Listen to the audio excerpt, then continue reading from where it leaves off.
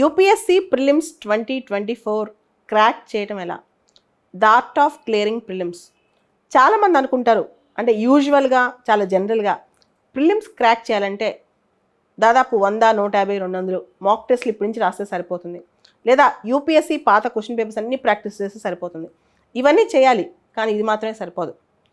ప్రిలిమ్స్లో ఒక అప్రోచ్ ఉండాలి, ఒక స్కిల్ ఉండాలి ప్రిలిమ్స్ క్రాక్ చేయాలంటే. దాంతోపాటు కాస్ట్ బెనిఫిట్ అనాలిసిస్, అంటే క్వశ్చన్స్ మ్యాపింగ్, ఏ ఏరియా నుంచి ఎక్కువ క్వశ్చన్స్ వస్తున్నాయి, ఏ ఏరియా నుంచి రిపీటెడ్గా క్వశ్చన్స్ అడుగుతున్నారు, ఏ థీమ్స్ మీద మనం ఎక్కువ ఫోకస్ చేయాలి, ఇవన్నీ కూడా ఒక స్కిల్లే ప్రిలిమ్స్లో.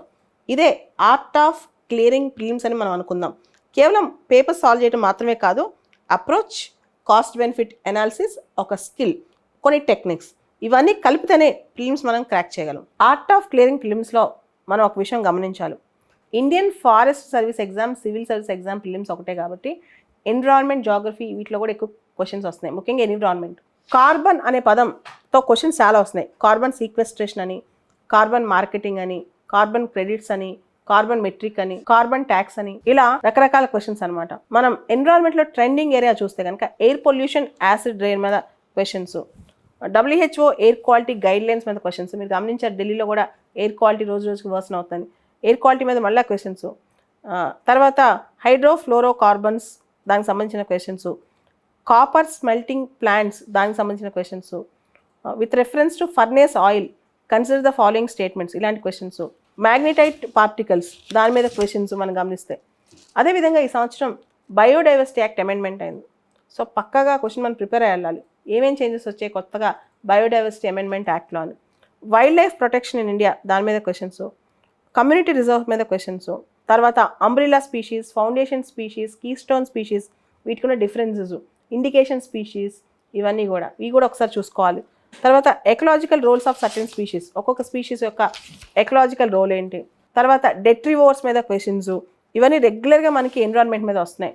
సో ఎన్విరాన్మెంట్ సంబంధించిన లాస్ మీద కూడా, ఎన్విరాన్మెంటల్ ప్రొటెక్షన్ యాక్ట్, ఎన్విరాన్మెంట్ సంబంధించిన లాస్ కూడా రకరకాల చట్టాలు, ఎన్విరాన్మెంటల్ ప్రొటెక్షన్ యాక్ట్ కావచ్చు, వైల్డ్ లైఫ్ ప్రొటెక్షన్ యాక్ట్ కావచ్చు, prevention of cruelty towards animals act కావచ్చు, బయోడైవర్సిటీ యాక్ట్ కావచ్చు, ఫారెస్ట్ కన్జర్వేషన్ యాక్ట్ కావచ్చు, schedule tribes and other traditional forest dwellers act కావచ్చు, వీటన్నిటి మీద మనకు రెగ్యులర్ క్వశ్చన్స్. అలానే వెట్లాండ్స్, మ్యాంగ్రూవ్స్ మీద కూడా క్వశ్చన్స్ బాగా చూసుకెళ్ళాలి. అదేవిధంగా రీసెంట్గా మనం ప్రాజెక్ట్ టైగర్ అని, ప్రాజెక్ట్ ఎలిఫెంట్ అని, ప్రాజెక్ట్ చీతా అని, చీతాలు చనిపోవటం, ఇట్లాంటి క్వశ్చన్స్. క్లైమేట్ యాక్షన్ ట్రాకర్ అనేది బాగా న్యూస్లో వస్తుంది. క్లైమేట్ యాక్షన్ ట్రాకర్, దాని మీద కూడా క్వశ్చన్స్ వచ్చాయి 2022లో. అదేవిధంగా 2023 ప్రిలిమ్స్లో ఇన్వేజివ్ స్పీసీస్ స్పెషలిస్ట్ గ్రూప్ అని చెప్పి న్యూస్లోకి వచ్చింది, దాని మీద క్వశ్చన్ వచ్చింది, ఇన్వేజివ్ స్పీషీస్ స్పెషలిస్ట్ గ్రూప్ అని చెప్పి. సో అలానే 2023 ప్రిలిమ్స్లో కార్బన్ మార్కెట్స్ మీద క్వశ్చన్. 2021 ప్రిలిమ్స్లో వాట్ ఈస్ బ్లూ కార్బన్ అనే క్వశ్చన్. 2021 ఫిలిమ్స్లో న్యూయార్క్ డిక్లరేషన్ ఆన్ ఫారెస్ట్ అని, అలానే టైగర్ కన్జర్వేషన్ మీద సెయింట్ పీటర్స్బర్గ్ డిక్లరేషన్ అని, అది కూడా ఇంపార్టెంట్ అనమాట ఎగ్జామ్కి. తర్వాత UNEP వాళ్ళు డెవలప్ చేసిన కామన్ కార్బన్ మెట్రిక్ అనే క్వశ్చన్, ఇవన్నీ కూడా మనకి ఇంపార్టెంట్ అనమాట. తర్వాత వెట్లాండ్స్ అండ్ ఎన్విరాన్మెంటల్ ఫంక్షన్స్ గురించి. ప్లాస్టిక్ పొల్యూషన్ కూడా ట్రెండ్ అవుతుంది, పాలీఇథిలిన్ టెరాప్థలేట్, దీని మీద questions. Waste, electronic waste recycling మీద క్వశ్చన్స్. 2021లో question, R2 code of practices constitutes a tool available for promoting the adoption of, ఈ క్వశ్చన్స్. తర్వాత ఎన్విరాన్మెంట్స్, బర్డ్ స్పీషీస్ మీద క్వశ్చన్స్. జనరల్గా చిన్న చిన్న విషయాల్లో మన చుట్టుపక్కల ఉన్న వాటిలో క్వశ్చన్స్ అడగరని మనం అనుకుంటాం. ఎన్విరాన్మెంట్లో స్క్విరెల్ మీద క్వశ్చన్, హనీ బీస్ మీద క్వశ్చన్, యాండ్స్ మీద క్వశ్చన్, మెకాకుక్స్ మీద క్వశ్చన్, ఇట్లా బేసిక్గా మన బేసిక్ స్పారోస్ మీద క్వశ్చన్, మన బేసిక్ అబ్జర్వేషన్ మీద క్వశ్చన్స్ వస్తాయన్నమాట. అవి కూడా మన ఎన్విరాన్మెంట్లో గమనించాలి. ఆర్ట్ ఆఫ్ క్లియరింగ్ ప్రిలిమ్స్లో రకరకాల థీమ్స్ మనం ఐడెంటిఫై చేసాం, కానీ అన్ని థీమ్స్ ఒకేలా చదవకూడదు.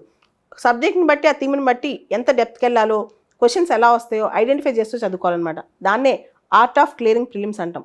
అక్కడ మనకు కావాల్సిన స్కిల్, టెక్నిక్, దాంతోపాటు అక్యుమెన్షిప్, అక్యురసీ, కరెక్ట్, అంటే మల్టిపుల్ చాయిస్లో ఎలిమినేషన్ టెక్నిక్స్, ఇవన్నీ కలిపితేనే ఆర్ట్ ఆఫ్ క్లియరింగ్ ప్రిలిమ్స్ అని అర్థం.